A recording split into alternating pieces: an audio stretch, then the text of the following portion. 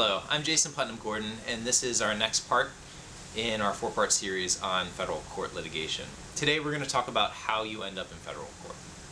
Let's get a little bit of background information. Why are there federal courts? And the answer is, in the United States Constitution, the Constitution actually establishes the federal court system.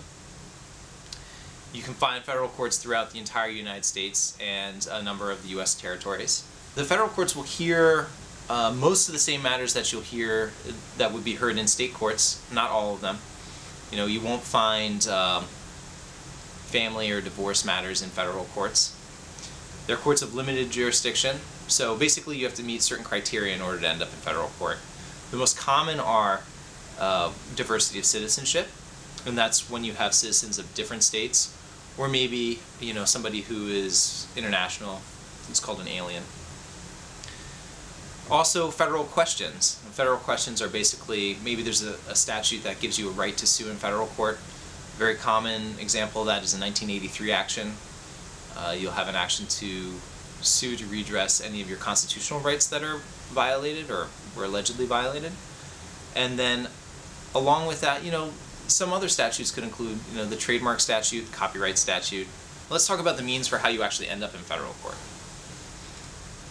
Well, one, if you meet those criteria, you know, a federal question or diversity of citizenship, you can choose to file in federal court.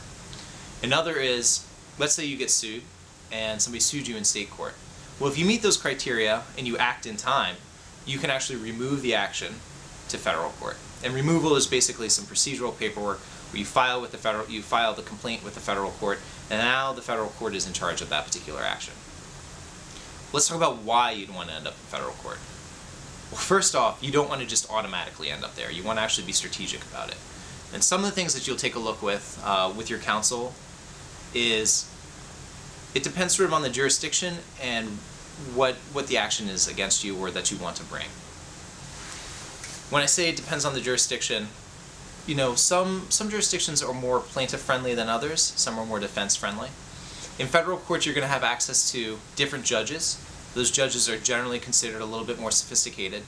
Most federal court judges, the federal district court judges, are appointed by the president. You know, if they are a magistrate judge, then the court itself will choose to appoint those magistrate judges. Federal court is known for moving a little bit more quickly than state court. Not always true, but can be true. And, you know, along with the sophistication of the judges, there's a more diverse jury pool.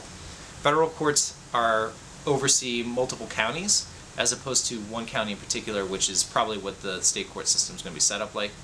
The consequence of that is that, you know, if you're in a, let's say, a plaintiff-friendly, you're a defendant in a plaintiff-friendly county, you're going to have a broader jury pool to kind of spread some of that risk should you go to trial.